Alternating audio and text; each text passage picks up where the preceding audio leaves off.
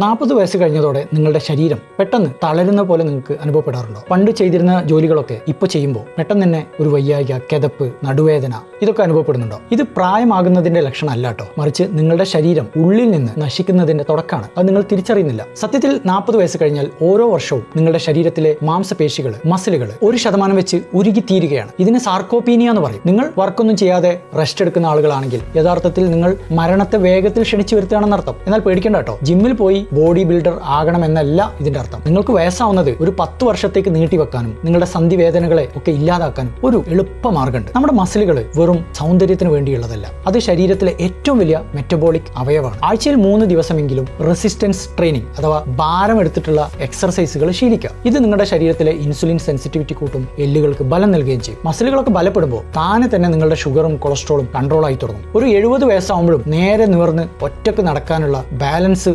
നിലനിർത്താനൊക്കെയുള്ള കരുത്ത് നിങ്ങൾ ഇന്നു മുതലേ സമ്പാദിച്ചു തുടങ്ങണം.